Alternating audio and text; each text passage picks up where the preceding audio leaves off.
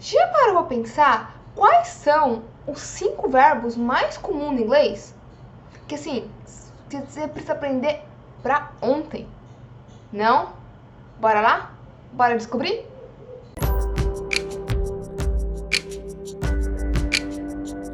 Aqui é a Titi Lívia e hoje eu trouxe pra vocês, como vocês viram no título desse vídeo e na introdução, os 5 verbos mais comuns no inglês, ok? Mas antes disso, já vai deixando o seu like, de se inscrever no canal, de clicar no sininho para as notificações, de compartilhar esse vídeo pra ver quantas pessoas também acertaram, que tal, pra ver. E é claro, sempre marque aqui qual desses verbos você já conhecia, se você conhecia todos, muito bem. Bom, só um adendo, eu vou deixar no link aqui na descrição a fonte de onde eu tirei essa lista, tipo, tá? Na verdade é uma lista maior e eu só peguei apenas os 5 primeiros, tá? Na verdade, foi uma lista tirada de um corpus, né? Eles fizeram uma pesquisa com corpus e tal, então eu vou deixar um link na descrição, os créditos, tá bom? Número 5, o quinto verbo mais comum no inglês é think, ok? Think, de pensar. Então, lembrando que no passado ele tem thought, ok? Que também pode ser pensamento. I never thought I could do it. I never thought I could do it. Então, eu nunca pensei que eu pudesse fazer isso. O think também pode ser no sentido de você achar, acreditar ou ter uma opinião sobre aquilo. Então, por exemplo, think he's a very selfish person. Então, eu acho, né, eu acredito, que ele é uma pessoa muito egoísta.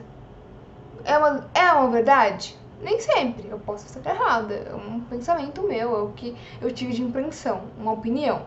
Easy.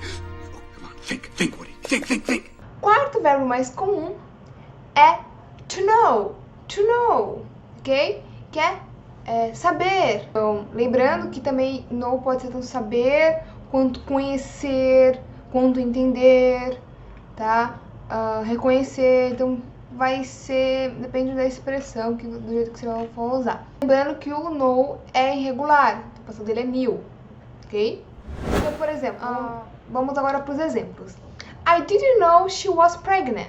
I didn't know she was pregnant. Então, eu não sabia que ela estava grávida. Então, inclusive, I know you must be tired. So I will let you rest. I know that you must be tired. So I will let you rest. Então, eu sei que você deve estar cansado. Então, eu vou deixá-lo descansar. Ok? Told me everything he knows, everything he knew. He's dead now. O terceiro verbo mais comum é o to do, que é o fazer, ok? Então, do, does, did, done. Por exemplo, they did a very good job. Então, eles fizeram um bom trabalho. Então, did, como verbo sem ser auxiliar, tá?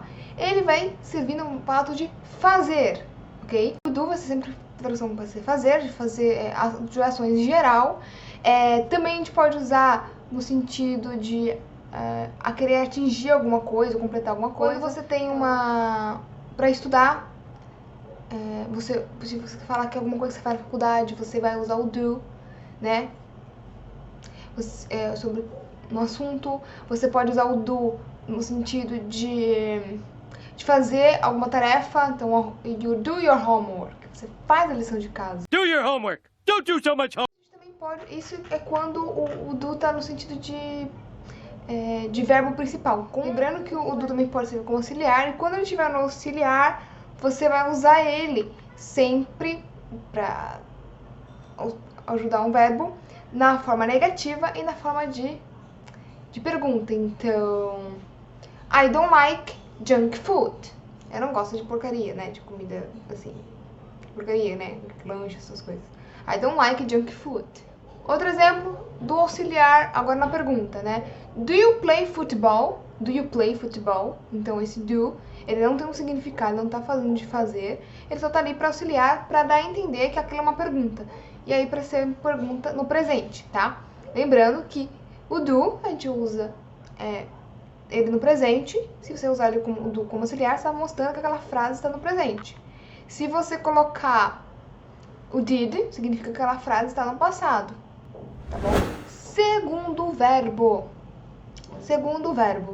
have, ok? que aí a gente pode ter a forma has, se for na terceira pessoa, né? Had no passado e had de novo no particípio, ok? O have é um verbo que quer dizer ter, tá? Ter, de ter um objeto pequeno, tá? Por exemplo, I have a cell phone, ok? E não de ter de existir, que aí é o there is, there are, se vocês quiserem, faço outro vídeo explicando sobre isso. Mas o have tem esse sentido de ter, possuir, lembrando também que ele pode ter outro significado. Lembrando que o have também para usar, a gente pode usar para comer e para beber também.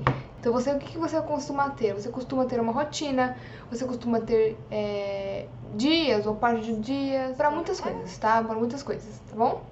E é claro, o have, esse é no sentido dele, no verbo como verbo principal. Lembrando que ele também pode ser auxiliar. Então a gente vai usar o have como auxiliar quando a gente usar o present perfect, o past perfect.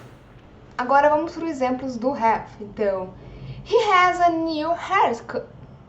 He has a new haircut. Então, ele tem um novo corte de cabelo. I could have traveled to New York if I had the money. Olha lá.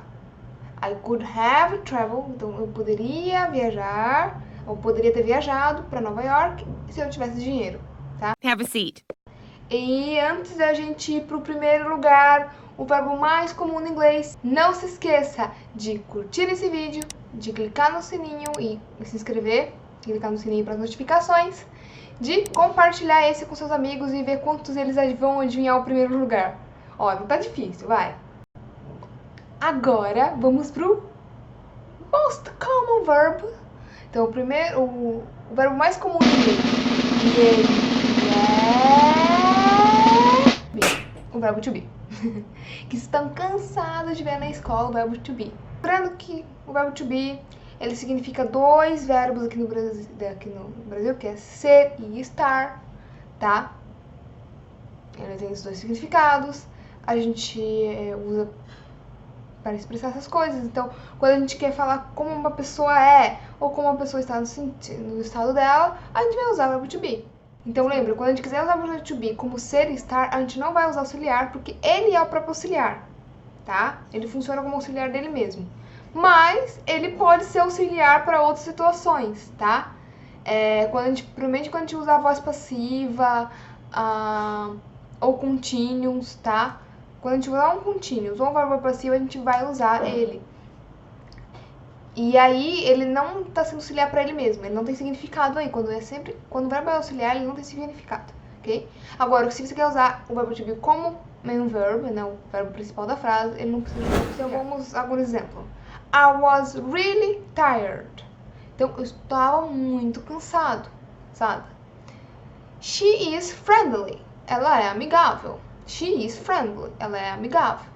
Espero que esse vídeo tenha sido muito útil, que tenha te ajudado, pelo menos para você conhecer os 5 verbos mais comuns, que às vezes a gente usa e nem percebe que eles estão lá, né? Inclusive, se vocês repararem, se vocês prestaram bem atenção no vídeo, vocês viram que quando eu estava dando exemplos de um verbo, eu estava meio que usando os outros verbos também, porque não tem como fugir deles, ok? E é isso, vejo você no próximo vídeo. Bye!